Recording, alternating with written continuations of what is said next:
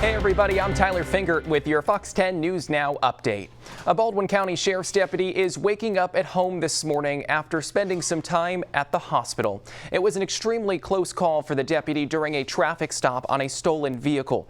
The sheriff says the deputy collapsed on the side of the road after a fentanyl exposure. Fortunately, another deputy was there and saved his life. He spent a few hours in the hospital but is now home and should be back at work next week. The deputy became exposed to some fentanyl that must have either gotten out of one of the bags or was actually on the outer bag itself. He immediately started to have the initial symptoms of fentanyl exposure. He started to feel dizzy, lightheaded, tingling in his hands and fingers, and as he called for help to the other deputies, he subsequently collapsed.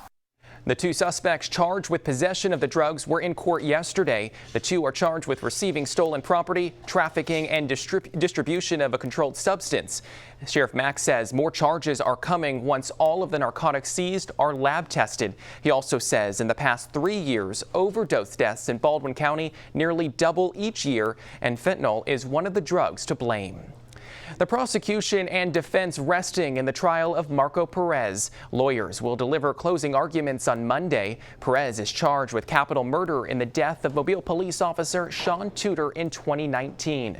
Prosecutors played a recording of Perez's interrogation where Perez says he shot Officer Tudor because, quote, "The voices told me in my head to pull the trigger," end quote. Earlier in the trial, a prisoner locked up with Perez testified that Perez told him he saw a badge at Officer Tudor's side. Perez's attorney tells us not to put any stock in the inmate's testimony. Yeah, and I don't put any credence into that guy's statement. Apparently that guy has solved every murder in Mobile County over the past 10 years, so he knows everything about everything. I don't know why he's in jail. He ought to be on the payroll for the police department. The defense maintains Perez didn't know Tudor was a police officer because Tudor was in plain clothes and approached Perez from his personal car. Regardless of the outcome, Perez faces a capital murder charge in state court. Big news for the city of Mobile. Mayor Sandy Stimpson making his choice for the new chief of the Mobile Police Department. But as you know, there can only be one chief. And today I'm proud to say that is Paul Prine. Major Paul Prine served in many areas in the department with more than 26 years under his belt. In 2001, Major Prine responded to a domestic call where he was shot multiple times in the back. Prine says his experience and diversity makes him the right man for the job. You know, the community is very diverse, and so a person like me coming in that's experienced it, that's walked it, certainly can understand and connect with everybody in the community. The appointment described as a 2-month-long process by Mayor Stimpson. He put the 6 finalists through leadership and lifelike scenarios. The big decision comes as former police chief Lawrence Batiste was promoted to public safety director back in March of this year. Since that time, interim chief Roy Hodge took on the position. The mayor says it was a difficult but a thought-out decision going in a different direction. The Mobile City Council will now have to vote to approve Mayor Stimpson's choice in the next few weeks. Alabama Governor Kay Ivey is going to get the new prisons she wants, and Washington is going to help pay for them. Governor Ivey signing the prison infrastructure measures on Friday. State lawmakers working in special session passed a spending plan earmarking $1.3 billion to build new prisons while renovating or closing existing ones. Most of the money will come from the state's general fund, but 30% will come from federal COVID relief funds. Supporters say the move to use the COVID money is legal under federal guidelines, but opponents wanted the money used to help people in need. The Department of Justice is suing the state over prison conditions, but the governor says the new facilities will help solve the issues.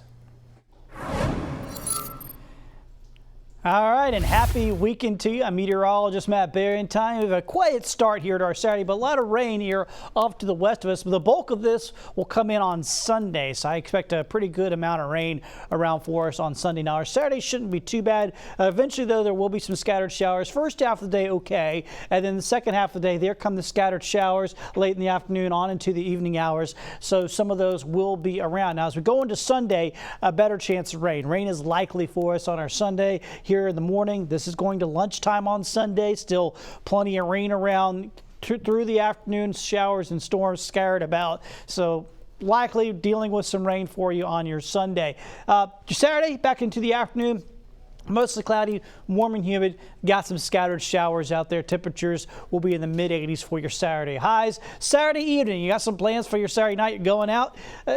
Bring an umbrella with you just in case, because there will be a few showers around. Temperatures around 8 o'clock will be in the mid-70s. All right, out to the tropics. So, of course, we're keeping an eye on Hurricane Sam. Still a major hurricane. That's Bermuda. That is the 3D imagery of the storm. Still a powerful storm with winds 130 miles per hour. The great news is it's staying out to sea. Next piece of land that it could impact, Iceland. So no worries there with Sam. Then we have Victor out here in the far Atlantic. The good news is Victor is going to stay out in the far Atlantic and likely be a fairly weak storm overall. So no worries there. Local tropical waters across the Gulf and Northwestern Caribbean, all looking good. It is quiet, so no worries about any tropical issues for us. So back to our forecast. Here's what it looks like. So today, obviously, there's Saturday, dealing with some scattered showers and storms late in the day. Sunday, rain is likely. Monday, rain is likely. Then Tuesday, we'll have a front come on through, and that will help us out. It's not going to be a real powerful front. It's not going to do a whole lot for our temperatures, just drop our morning lows by a few degrees. But one thing it will help us with is it'll help to get rid of some of the humidity and some of the moisture, and our rain chances will go down into the isolated category by the second half of the week. So that's how things look through your next 7 days. Thank you so much for joining us here on Fox 10 News Now.